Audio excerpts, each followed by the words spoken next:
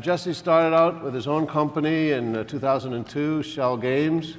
He was 7 years with Disney as creative director at Imagineering, which worked on all kinds of creative activity, including attractions at the theme parks like Toy Story. He's now a professor at Carnegie Mellon University, Pittsburgh, teaching game design and collaborative teamwork. That's an interesting part of his hypothesis of what's going on in the world, some of the positive developments. He also wrote a book, The Art of Game Design, a book of lenses, which is acclaimed and very widely read among the gaming community. So I won't take any more time. I'll turn over to Jesse. I guess he's on the screen behind me.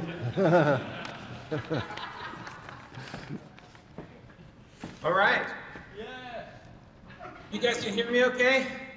Yeah, we can hear you fine. Can you see us? Wonderful. Wonderful. All right, well, it sounds like I don't need to do much of an introduction because you introduced me pretty well. Running Schell Games and teaching at Carnegie Mellon, and have done some Disney stuff, and I wrote a book. So there, good, that's a good introduction. So how does it in any way qualify me to talk about the future of education? I guess partly I do a little teaching, so I can talk about the little teaching I've done, but in terms of training to be a teacher and educational research, no, that's not me. I'm not that guy. I haven't been that guy. But one thing I know is true is that one thing you can say about education is that everybody has an opinion about it. And since Seamus Blackley couldn't be here, you poor suckers get to hear my opinion today. So here is, I'm calling this talk, The Future is Beautiful. Are my slides working? Can you see that okay? I'll take that as a yes. So, yeah, I call this The Future is Beautiful because I've noticed when I look at what's happening in terms of popular culture, in terms of technical culture, just what's happening in the world, like I can't help but notice that there's something going on. There's something happening, something that is new, something that we haven't seen before. There are changes that are happening. There's a lot of things that are just getting better and better and better. There's new feelings and better feelings kind of in the air.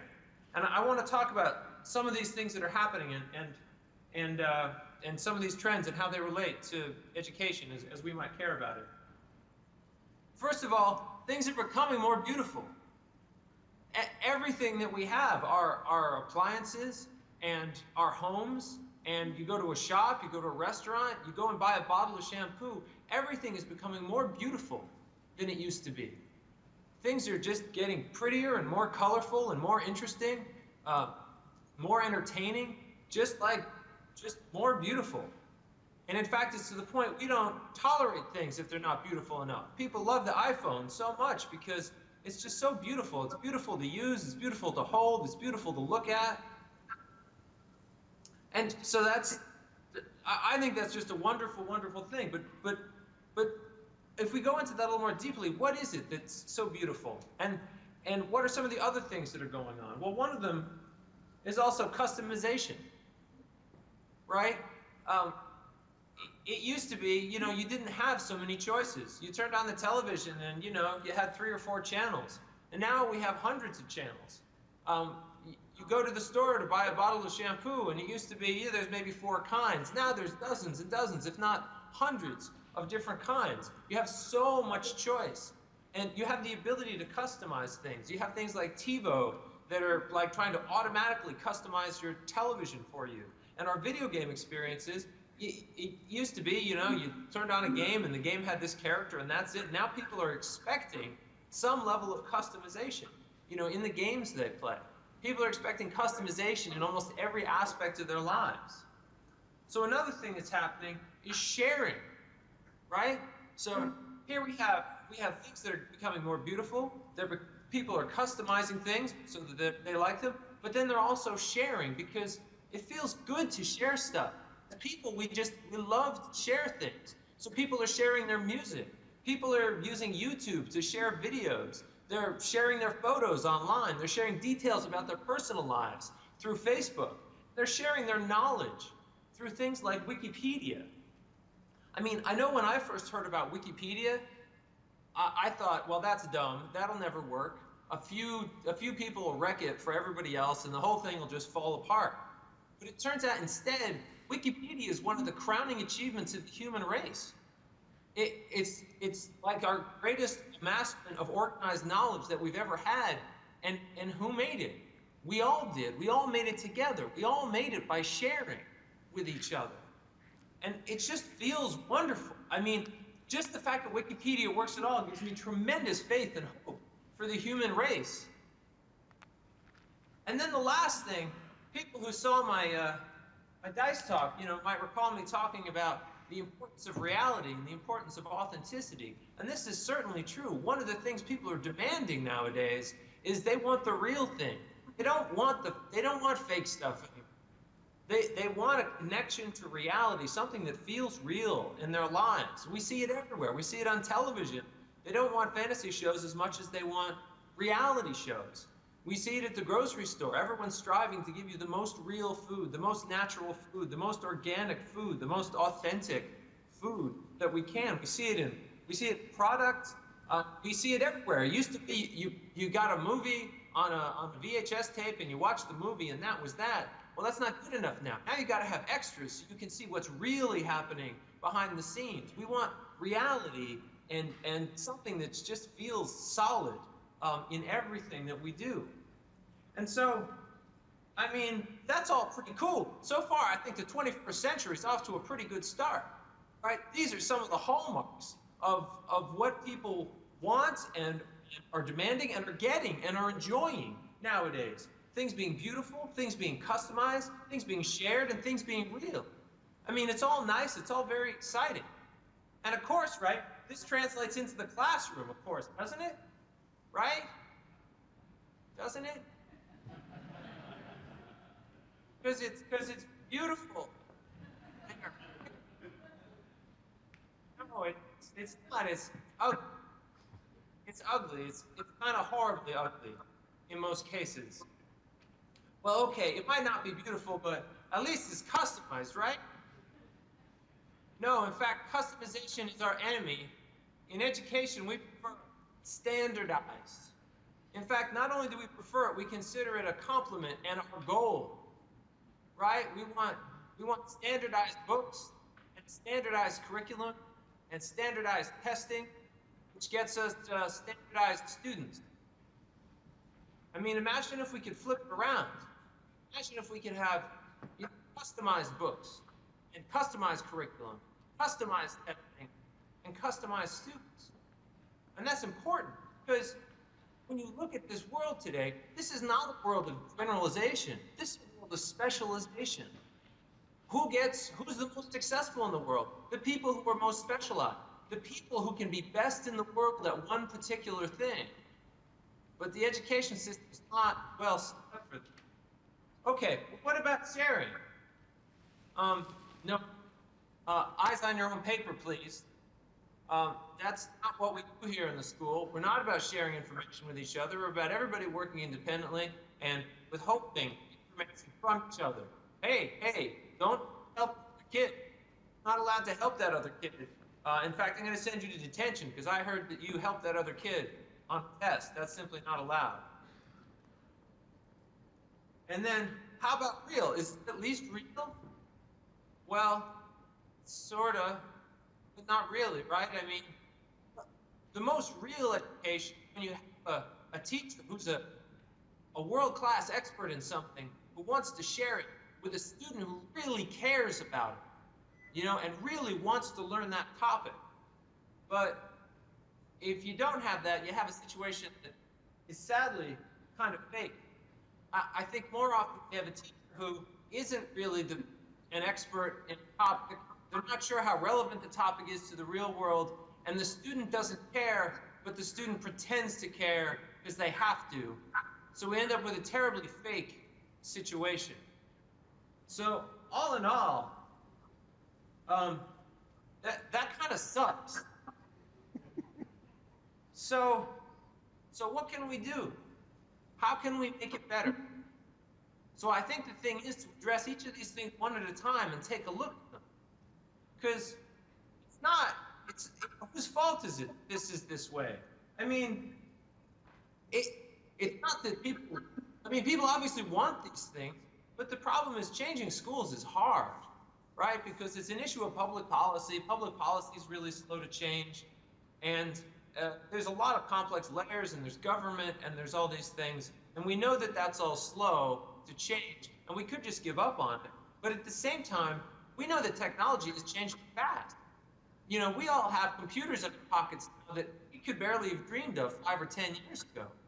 And technology is just going to keep changing faster, faster, faster, faster. So this stuff's going to come.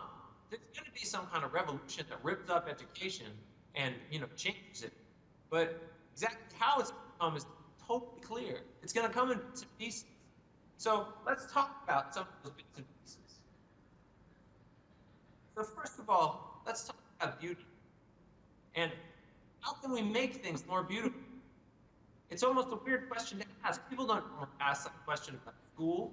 They don't normally ask, well, they ask about how can I make it more efficient, more effective, more engaging, maybe they might say, but more beautiful? People don't ask that. The reason things have been getting so much more beautiful in society lately is because we're starting to master the art of design. We're starting to get our hands around design. We're having this sort of, you know, cultural renaissance where design is valued because people have so many choices that they can buy things that are better designed. And that's the key. Things don't become beautiful by accident. They become beautiful by design. So it becomes a question of redesigning the things that we have and the things that we know. Some people might have heard me talk about, you know, Lee Sheldon at University of Indiana. And this is just a simple story, but, you know, he was a game designer. He's used to designing incentive systems. He started teaching at University of Indiana. And one of the first things he noticed was, he's like, man, this grading system, this is a bad system. It doesn't work very well. And so he instituted one he was more familiar with, which was an experience points-based system, right? So what he does is instead of getting a grade on each assignment and averaging all the grades together in order to get your final grade, he gives you experience points for each assignment and you level up through the grades. Now, fundamentally, this doesn't change the mathematics or the amount of work you do or how it gets evaluated.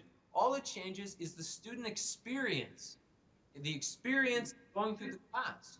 Because when you look at the normal grading experience, it's pretty bad. It's pretty ugly because it goes against what we like in human psychology. One of the things we don't like is we don't like our progress taken away. We like progress a lot. We like moving forward. And when our progress gets taken away, it feels terrible. That's why in video games, you don't do that. You don't take away experience points. You don't knock people back from level 6 to level 4. You know, you take away a little, maybe you take away a little progress as a little punishment, but to take away a lot of progress, it's just people hate it. You just don't do it. And by doing the math differently, you can have people have continuous progress through the class. It's just simply a better designed system. And this is just one example. There are so many ways we can kind of take on the problems in education and figure out how can I design this and make it better and make the experience of it more beautiful. But it's not a trivial thing. People might say, oh, we'll just have all these little rewards. We'll give you rewards here and there, and that'll do it. But it doesn't work that way. We all know, sure, video games have these things, and they're very rewarding. But there are a lot of video games that aren't rewarding and that don't do well, and then that fail terribly because those guys haven't got the reward structures right. This is a fascinating book, Punished by Rewards, and it talks about the problems of these external incentive systems and how they can make things worse. Because if you do it wrong, if you design it badly, you can make things worse than they were before. That doesn't, not to say there's not, I mean, there's room for improvement, but you have to be careful. It's not an easy fix. It needs to be carefully designed. So moving on to customization and the whole idea of, you know, how can I customize education? it's kind of a hard question, but one of the things I want to talk about with customization is the whole idea of the long tail. I know I'm sure some of you are very familiar with this idea, but I love to just bring it up because it boggles my mind every time I go to think about it. So this is a graph about typical graph about talking about the long tail concept, and the concept being that if you look, there's a small number of popular things, and in traditional like retail establishment, that's all you can have. You can have a small number of popular things. There's only so much room in the store. And who cares about those unpopular things, right? Because there's not very many of them. But when you add them all up, that tail is so long, it really adds up to something meaningful. And the thing I'd really want to call your attention to is, say this one here, this Amazon one in the middle. 57% of the stuff that Amazon sells is not available anywhere but online, right? There's a huge amount of customer needs that weren't being addressed before there was suddenly all this choice. And the same thing goes with education. As choice opens up, people are going to take advantage of it, and they're going to want to get educated in ways that they couldn't before. And so I'll give you an example of customizing. So at Carnegie Mellon, we were approached by the MacArthur Foundation, and they had a really cool idea. They said, here's what we're going to try and address two problems at once. One is the problem of arts education. Arts education is really, in the United States, has really taken a dive. In Chicago, where MacArthur's located, there is zero arts education at the high school level. Okay?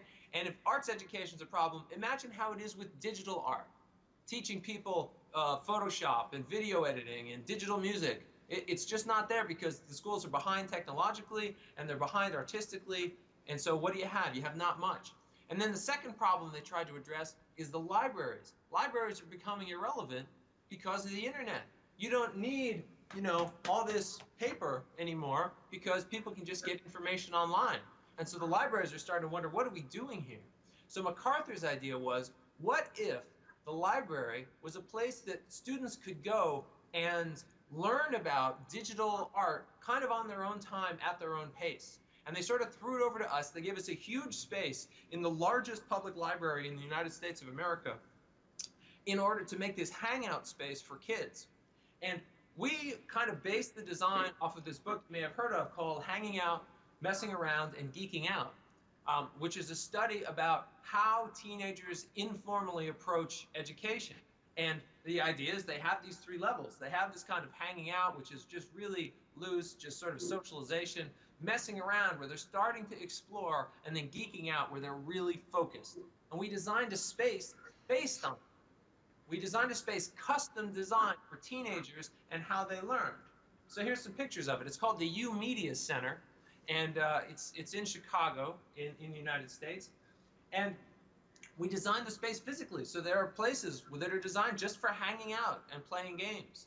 But the way we worked it was, so this is designed to be a place to come after school, and you hang out, listen to music, play games, talk to your friends, read a book if you feel like it, do some homework, eat a sandwich. We had to make a special deal with the library, let them eat sandwiches. Why? Because that's how teenagers behave. That's what they want to do after school. They want to eat. So we customized the rules of the library to allow them to eat in there.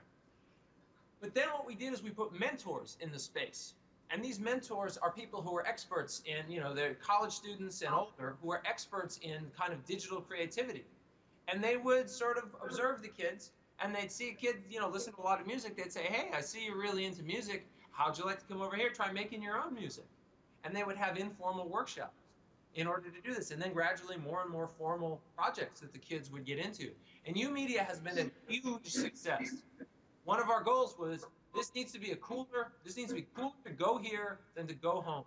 And we were able to do it by customizing it so that it was designed for teenagers, then customizing the experience for each teenager, one-on-one interaction.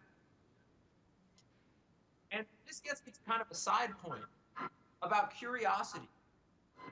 One of the things that's happening right now is something I call the curiosity gap. So it used to be pre-internet, everybody has sort of equal access to not very much information. Right? And so if you're curious about a specific topic, you'd go to the library, you'd try and look it up, you'd ask around, maybe you'd succeed, maybe you wouldn't, right? But here in the future, it's different. If you're curious about any topic at all of a sudden you can get all the information on it. And what does that mean? It means that people who are curious about things have a tremendous advantage over people who are not curious. Because anything they care about, they're going to very, very quickly. Hang on 1 second, I'm getting some serious noise here. I'm going to mute you guys. Ooh, there. They can learn about very, very quickly because there. And so this creates a situation where people who are curious about things, incredibly educated, and the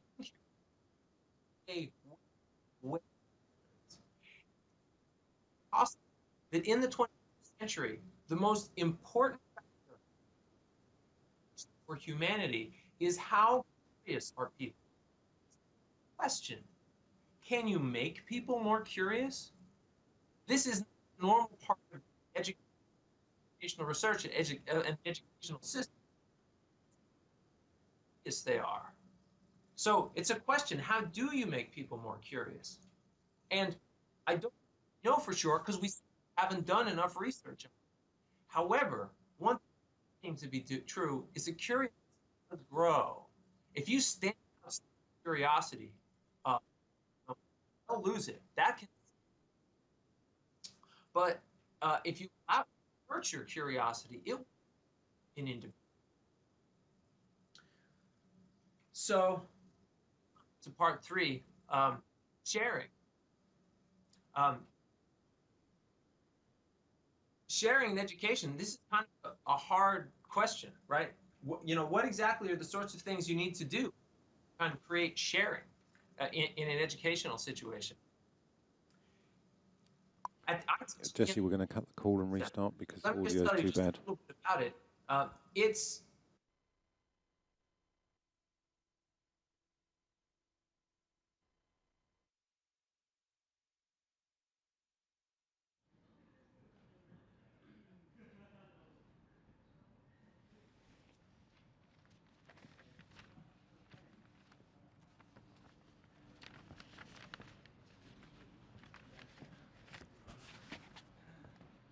Carry on. Yeah, well, I could guess. One of the things that Jesse, and there is a link you can go to. Is he on now? Oh, he's back. Never mind. I'll tell you later. How long was I down? I wonder where I blacked out. I was talking away to nobody. Can you guys hear me? Yeah. So where was I? Sharing. Oh, good. So I talked about the curiosity thing. Yeah. Excellent. All right. So should I just dive back in? Please. All right. This is tough because you can see me, but I can't see you, so I don't know what's going on over there.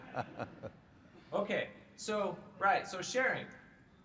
I teach at the Entertainment Technology Center, and so we have this mix. Our whole goal is, it's not so much to teach technology. What we're trying to do is to teach people how to be innovators. And the way you innovate in the future is you innovate through teams. You look at something like the iPhone. The iPhone could not have been created by engineers. It's too beautiful. Engineers don't think about beauty. Artists think about beauty. But artists couldn't have created the iPhone because it's too technological. The only way you can make something like that is when artists and engineers come together, learn each other's languages well enough that they can have a conversation and build something that they couldn't have built by themselves. So one of the clear keys to the 21st century is, we've talked about specialization, but if you have isolated specialization, nothing gets done. But if you combine specialization with the ability to share what you've done with others and to be able to combine that with other people who are best in the world, that's when really exciting things happen. But how good is our educational system at teaching that? We don't have a lot of team-based projects. Why? Because we tend to do things that are so standardized that everybody's doing the same thing. If everybody's doing the same thing, you don't need a team. But if you create a situation where you need a team to build something that none of them can build alone because they're all so specialized, and then you make them have to learn that, then that's when things happen. That's what we do. That's what we focus on at the Entertainment Technology Center. We work hard to engineer situations that demand sharing. There's no choice but to get together and like share what you have. So an example is we teach a class called Building Virtual Worlds, and it works this way. Everybody gets put into one of 4 groups. You're either a programmer, you're a painter, you're a 3D modeler and animator, or you're a sound designer. And we put this team of 4 together and we say, you have 2 weeks to create a beautiful virtual world. Now, we've all seen team projects where one person carries the day because they're so great. That can't happen here. It's just not possible. So, because we put them in situations where you need all the talents. And how often does this happen in education? Not very often. And the more it can happen, the more it prepares. We really focus on tight communication. When we see a team that looks like this, we think that's a high-quality team. This is a team that knows how to communicate with each other, because the amount of communication a team has is directly proportional to the quality of their work. So finally, number 4, reality. What does that mean to inject reality into the classroom? Well, I talked about this fake situation with fake teachers and fake students. Much better is to get real teachers, because real students. My favorite examples is something called Animation Mentor, which is arguably one of the best animation education programs in the world, and it's a purely virtual program. What they do is they take the best animation educators and they hook them up through Skype, through telepresence, with students who are dying to learn animation. They turn away hundreds and hundreds of students from this program because they will only accept the best because so many people want to get in. So you have students who are dying to learn animation, taught by the best animation teachers in the world, interfacing with each other with technology. And it works beautifully. It works really, really well. I mean, can you imagine a transformation in schools where instead of going there to talk to hear a lecture from whatever teachers the school is able to have live in your neighborhood, if it was all about what are you interested in, let's connect with the best people in the world to help you. And another aspect of education, hang on, down there. Another aspect of education, simulation. Of course, that's what we're all here at this simulation and games and simulations.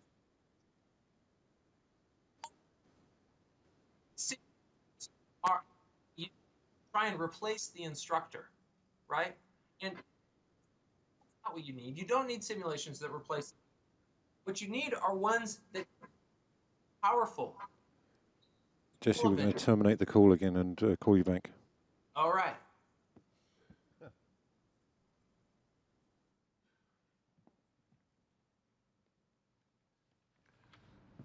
Well, while they're hooking, beaming back in, I think if you go on the Learning Without Frontiers game-based learning website, they'll give you a link to the YouTube that he spoke on at DICE, which talks about the point systems and motivation. So I think, is he back on? No.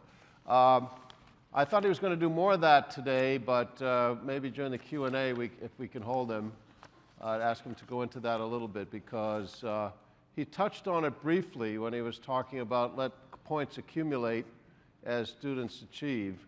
And this is applying game design theory to education. Is he back? Yeah. I am back. I think a fish was swimming over the transatlantic cable. We can see you. Okay, beautiful. Well, I'll keep going then, because I'm almost done, and then I'll be out of your hair. So I guess one of the points I want to make about simulations is the more you can use them to kind of get connected with reality, the better. And so one of the ones I worked on was this hazmat hot zone simulation for the New York Fire Department.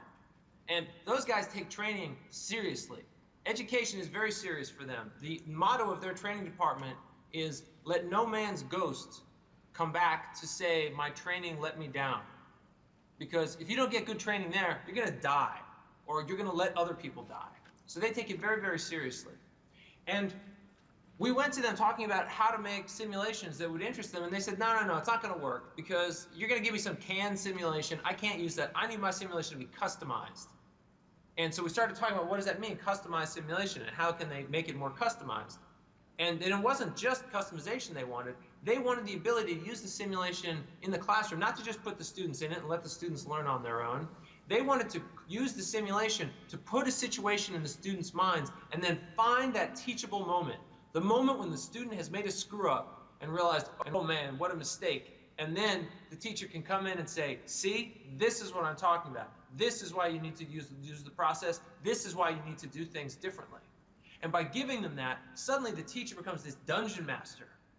And the students are, you know, sort of within this reality that the teacher has created.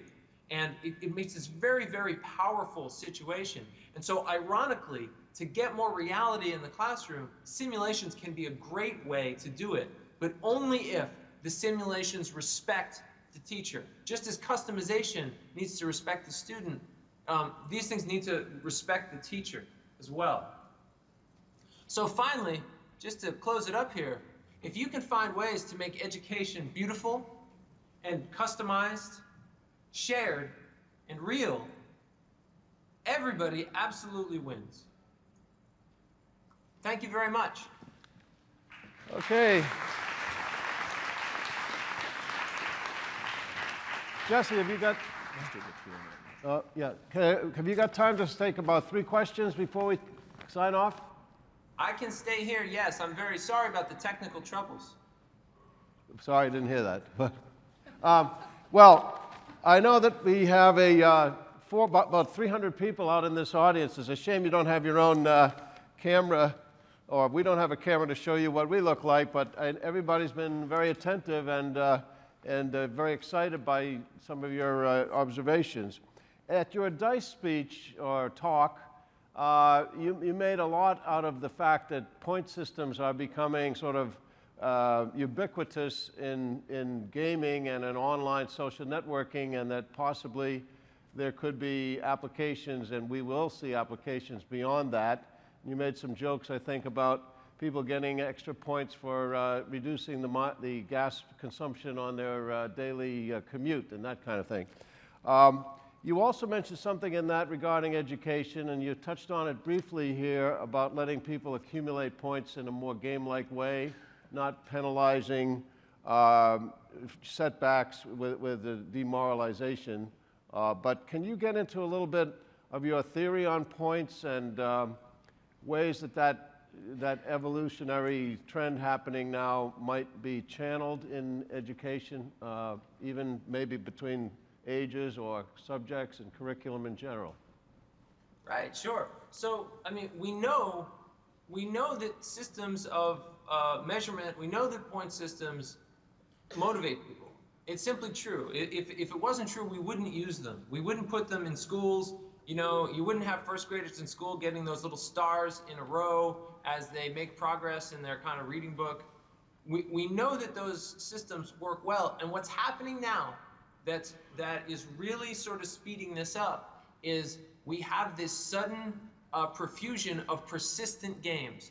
It used to be games, video games were things you went and you played over a single session, or maybe you played the same game again and again over multiple sessions. But once we've started to have these persistent games that you play over a long period, just as one gets educated over a long period, we started to have people do more experiments with, well, what is the most motivating system of achievements? And it's through this high experimentation, and this is happening especially in the world of Facebook, where games are born and die like little fruit flies, and only the strongest survive. We're starting to evolve up what are the best methods of giving feedback. Now, some of these things don't translate well to traditional education. We know that instant feedback is something that people like. But if a kid goes home nowadays and they go and do their math homework and they finish problem 2, you finish problem 2 and you got it right, what does the paper do? It just sits there and looks at you, and you need to go on to problem 3, right? But when you can finish a problem and there can be a moment of celebration and confirmation, you proceed on more confidently to the next problem because you're certain that you're on the right track. So I guess all I'm saying in short is we're doing, like the whole game world is experimenting with what are the best systems, and the educational system could learn a lot by kind of looking at what's working there and what's not working there. All right. We have any questions from the large audience here today that we can pass on to Jesse? Anybody have any observations? I think I see it's hard for the light, so I guess you folks with the mics. One over here for start, one over there, and then we'll see how long Jesse can stay on, okay? Hi, the question I've got is around government input into this. What's your view, Jesse, on how governments will use these sorts of programs to drive social behavior? It's an interesting question. I think the problem, what's going to happen is the governments are going to try to use these programs to influence social behavior. But the thing is, they're going to be competing with private enterprise, who is also going to be trying to do these. And since private enterprise is going to be in a survival of the fittest situation, and government generally is not, private enterprise is probably going to win a lot of the time. So just as an example, a very clear one is you're going to have the companies that make soft drinks are going to try and make games to get you to buy more soft drinks, drink soft drinks more often. Whereas the government knows that drinking too much soft drinks, that's not good for public health. They're going to try and create games to make you drink soft drinks less often. Well, who's going to be able to bring more resources to the table? Probably private enterprise. And so it's a real challenge to look at something like that and say, wow, how can the government possibly win against that? It's a tough question. So I think people are seeing the effectiveness of this. Here in the United States, certainly right now, there's a huge thing with everything's about contests. We're going to have the X Prize, and we're going to have a contest to see who can make the best educational game, and we're going to give prizes for that. And what is that? It's a game, right? It ends up being a good way to kind of effectively do things. So I think there's going to be tremendous experimentation in that space. Some's going to succeed, and some's going to fail. Okay, another question? Hi. I'd just like to start by saying I've read your book and I think it's great. So, oh, thanks. Thank you. Do you think, to some respect, that educational games have to compromise on some of those elements that you outlined, i.e. beauty, customization, fun, in order to conform to not just to their budgets, but to the syllabuses that they have to contain? Can all of those elements be realized and have a rich enough educational value at the same time without being an extremely expensive and bloated project? If it was easy, it would already be done and we wouldn't need to talk about it, right? Because it's already happening in culture. It's what people like, it's what people want.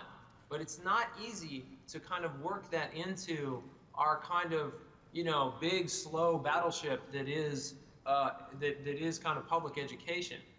So I think the thing to look for are where can little incursions be made in these directions, and maybe even to go outside that educational system just altogether. Are there ways for people who want to learn something, not as part of their formal education, but just on their own, on the side, are there ways I can just get to them directly and get them what they want? So the part of the reason I'm not stepping up and saying, see, here's how you do everything, is because I have no idea. I'm almost posing these things as problems to be solved more than some obvious solution about how you do it. Because no, it's not easy. Great, thanks. One more? Do we have any more? All right, well, I think if there are no more questions, maybe I'll ask one more, Jesse, and thank you so much for your time. I know the audience is excited to see you and drew a lot from your comments. You mentioned Wikipedia, the great invention and the collaborative motivation that people have as part of their human nature. But the difficulty in education, even when you have games involved, is at some point you have to benchmark everybody. And can you think of any ways that you could use collaborative teamwork in a way that would, obviously be able to still measure and benchmark the progress of individual team members, or for that matter, all the people in the various teams, and still get some kind of measurable progress that can be benchmarked, versus last year or other schools or other states or other countries? It may work in certain types of curriculum, but obviously in others maybe less so. Do you have any thoughts on that? Yeah, I guess I'm just going to put this out there. Maybe it's a little provocative, but screw all that, right? Forget benchmarks. Benchmarks are for people who are going to sit on the bench, right? The purpose of school is to prepare you for the real world, to go out and do real things. So the people who should be doing the evaluating of the education of not only the system, but of the students are the people who are out in the real world, who are looking in at this. One of the biggest problems with our educational system as it stands today is very different than the way education was, say, 300 years ago. Back then, we would have an apprentice system. By the time you were 13 or 14, you better pick out kind of a career that you think you're going to go for and start getting connected with the people who are really doing that, right? We don't do that now.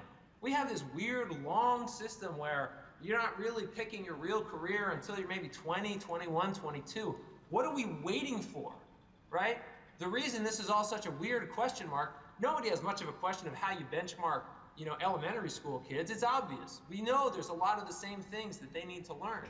But once you start getting past that, everything should be customized. Because if it's customized, standardized benchmarks don't make sense.